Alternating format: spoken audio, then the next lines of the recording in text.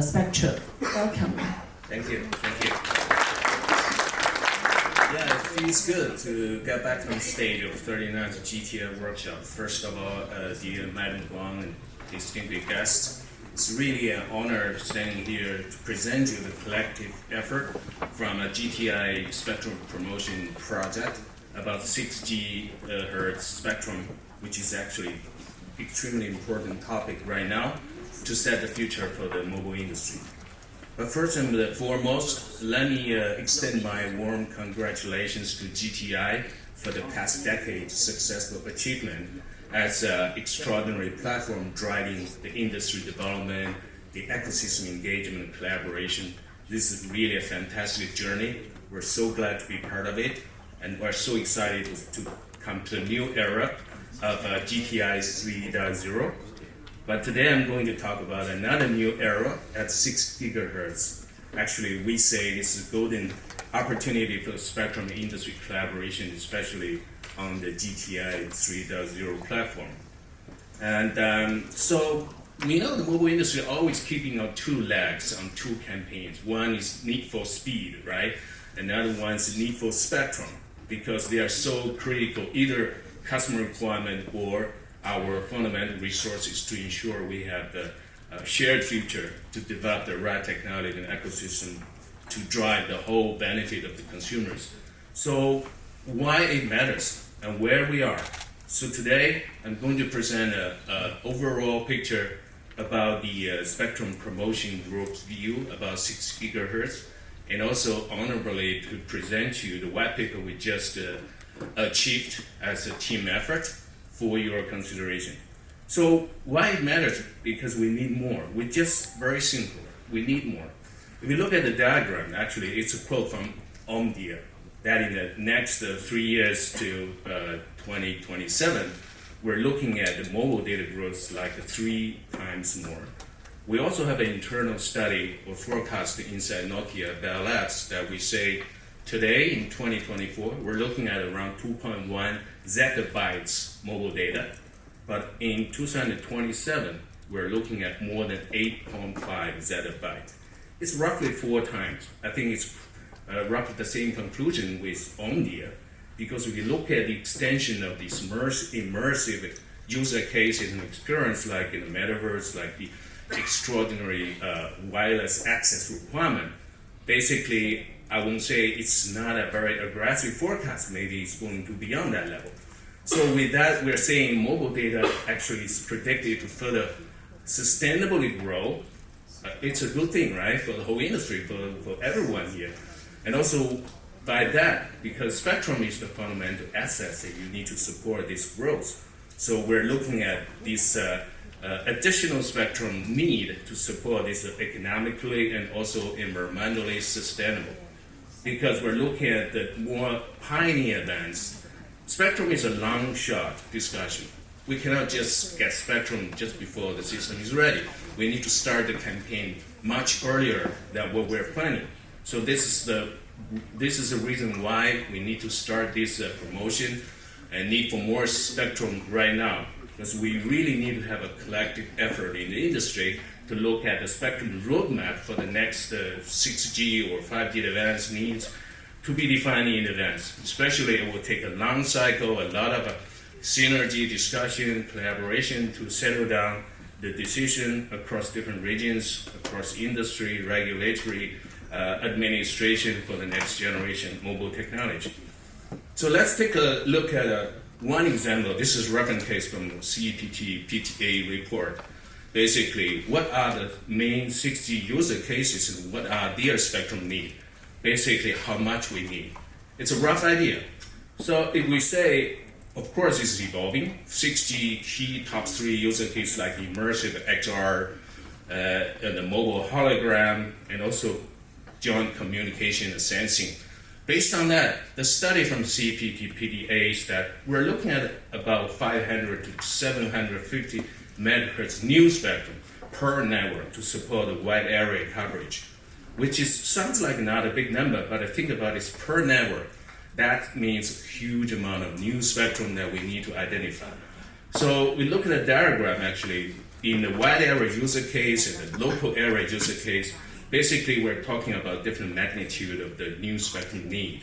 Right, in the wide area, maybe a little bit moderate, like we look like XR need maybe one times more spectrum, 1 gigahertz, holographic communication, roughly the same, communication and sensing a little bit below. But if we look at the local area user case, it's much on the different magnitude, about 10 gigahertz spectrum need, which is the big challenge that we really need to address from today already. Of course, you know this very well, very clear schedule and roadmap for the 6G and from 5G advanced to 6G standardization spectrum discussion. So basically on a global level, we're talking about two major milestones already happened in WRC 23, right? We have a very good beginning to have some kind of a exciting agreement to study the new bands. I will address that very soon. And then we're looking at around end of 26, we're looking at an IMT 2030 workshop where all the industry will sit together to set the scene for the 6G big picture, the schedules, the key tasks, what we're going to do.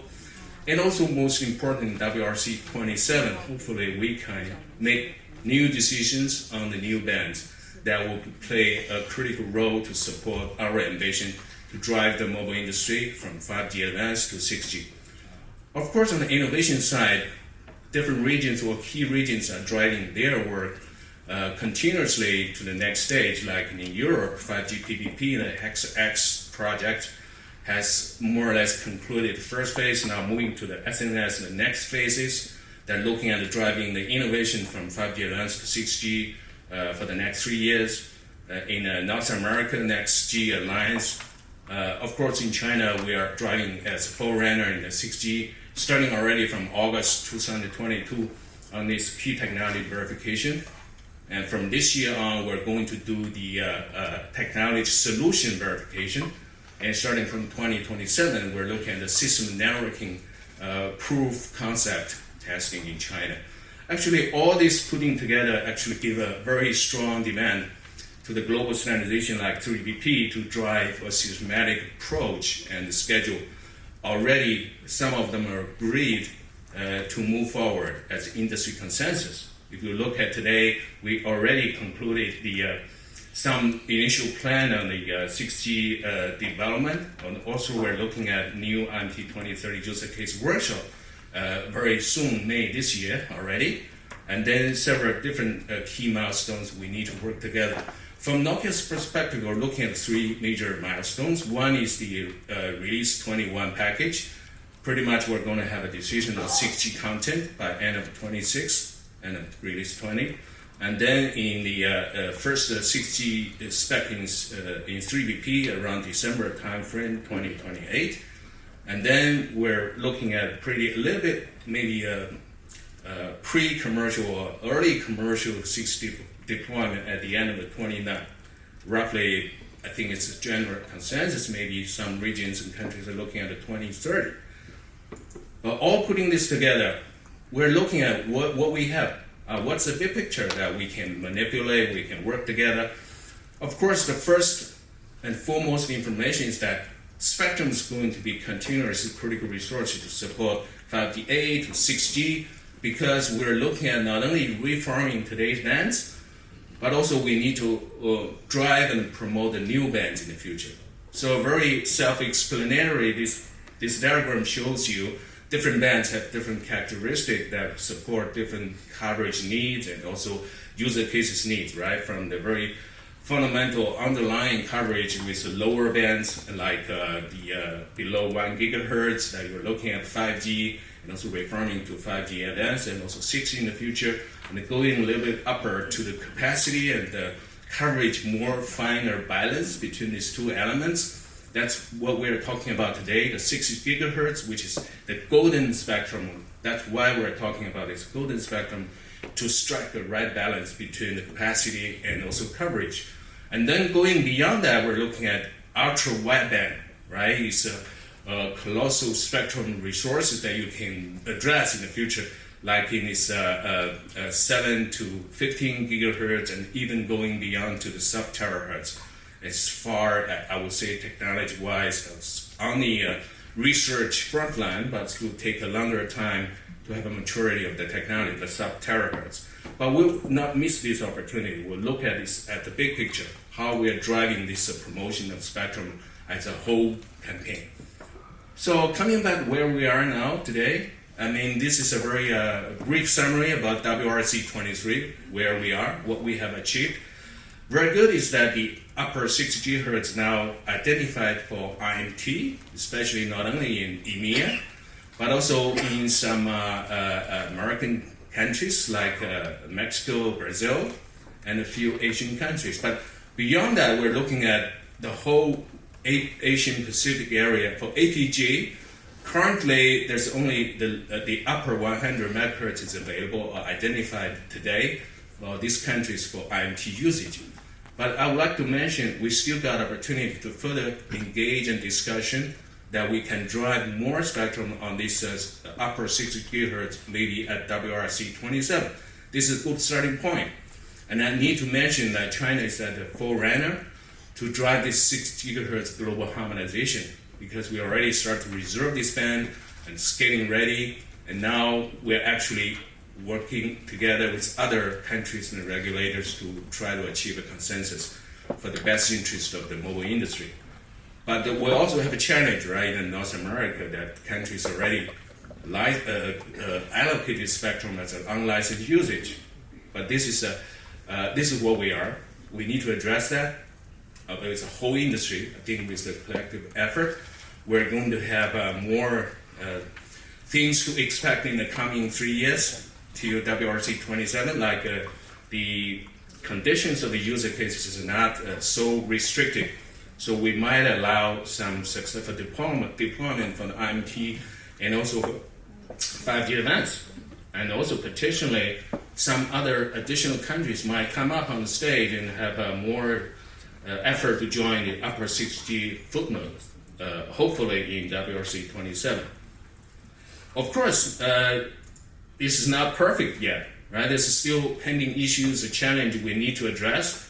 That's the reason why in the GTI Spectrum Promotion Group, we have a collective effort from different countries and different member companies that sit together to have a thorough study and also outlook where are the issues and challenge, how should we manage. So the key message is actually we need to really seize this opportunity for the new IMT spectrum identification starting from WRC-27 already. So the higher mid-band combination is a gold range, as I explained already, for 5G advanced and 6G.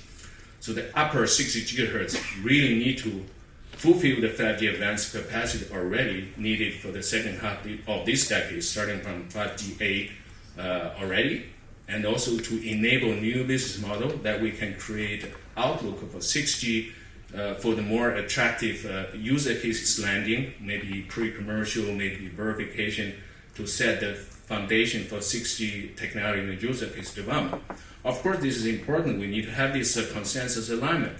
But we need to, of course, on the other side, to develop the harmonized international standards. Like we need to continue to commit and actively participate in the international standardization work like ITU, like 3GPP, and really drive the effort to accelerate this 6 GHz related mobile technology landing.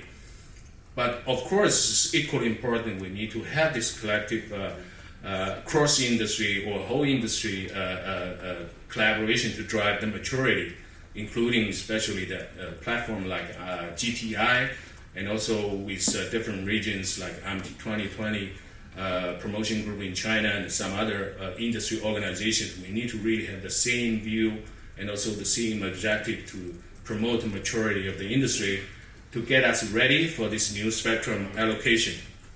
So for the whole white paper, I really encourage you to download the white paper and look into it, to give us some feedback. That will definitely help us to optimize our work in the next stage. So what we have done with the white paper, basically we put our effort to study the coexistence of the IMT and also incumbent 6 GHz band services. Right? This is the most important issue when you study to review the spectrum because you need to address the coexistence issues, not to interfere with the ongoing service. So we have done the coexistence study with several key existing 6G band service like the fixed satellite service, fixed service, space research service, space operation service, and also the, for example, Wi-Fi, because this is the whole attention from the industry. And we are taking on board the models, parameters, and technology based on the ITOR agreement and those models, and verification through extensive simulations. So we have a strong technology foundation to drive the conclusion. But before going to the conclusion part, I will mention a couple of the issues that we know where are the challenges and we know what to do to mitigate this challenge. For example, simply put, 6 gigahertz compared with 3.5 gigahertz, for example, right? Simple math that the free space pass loss will be 6 dB more, right? Roughly 6 dB. So how are we going to deal with that? Clearly, we now have the technology advantage with the massive MIMOs that we can have this compensation by increasing the number of antenna elements in the massive MIMO, and we well-define these parameters for this co-sighting antenna calibration.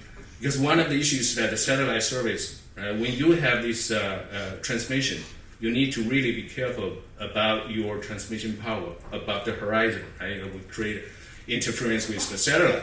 So we see one of the issues that the industry will need to sit together and drive the technology verification, conforming, testing, setup, and also make the standard in 3GP to have these EIRP limitations for the satellite service. But of course, on the other hand, we need to look at, okay, if I use 6 gigahertz, how do I compare with 6 gigahertz to 3.5 gigahertz, which is the mainstream band already? So we're looking at that. Clearly, there's a huge potential for you to reuse the site resources, but you need to have a well-defined parameters to maintain and optimize the interference and coexistence when you put 6 gigahertz on top of 3.5 gigahertz. That creates a big potential. I will go back to the 5G ADVI, big potential to the I part, the AI part. At Nokia, we already demonstrated 6 gigahertz radio platform on top of 3.5 with our AI technology to optimize and manage the beams in coexistence and optimize the overall system performance. So we're confident to say at the early stage results that we say on the outdoor coverage, 6 gigahertz, we're providing very comparable coverage capacity performance against the 3.5. But the challenge is indoor, that's for sure. We need to go deeper the next step. All in all, I want to say we all know where the challenge, we all know what to do. What we need to do is just go and collaborate and solve these issues. And also, of course, the Wi-Fi balance between the IMT and also the Wi-Fi service requirement. I mean, from the industry at GTI, we would like to encourage our customers, operators, CSPs to think more, or let's say ambition to benefit IMT on top of Wi-Fi, because that's the way we say how we're going to do it. I'm not going to every detail of the conclusion. I will leave that to you for your interest to read the white paper in detail, but at least very quickly, right? On the upper 6 gigahertz band, including urban and suburban scenarios, we say the IMT deployment can coexist with existing 6 gigahertz band service already. It is manageable, right? And also it is our recommendation this upper 6G band should be considered for licensed usage and consistent with the WRC 23 agenda item outcome. And of course, this is extremely important extension spectrum of 5G mid-band, as I explained already. We have done a lot of study and simulation compared with 3.5 gigahertz, and we say this is particularly suitable for the outdoor urban area and premier service for 5G. Of course, coordination, the equipment requirement across different regions is really desired, and we're working on that. For this 5G premium products expected to begin in 25, which is just 1 year ahead. And we'll also coincident with the allocation of the first upper 6G license, hopefully. So for the future upper 6G deployments, we're saying we can leverage the 700 megahertz continuous spectrum, which is precious resources, think about it, to serve as a reuse and also available network for 3.5, which we already started to do a lot of verification work, how to do that with the high capacity and also coverage balance. Okay, with that, again, warm congratulations to GTI starting from 1.0, 4G, 5G, now 5G ADVI. Even though it's a small character I, but I say it's a big I, right? It's an extraordinary space of imagination. We can think about the game-changing that role of AI bring to the mobile industry. Okay, with that, I would like to conclude my presentation introduction. Thank you very much.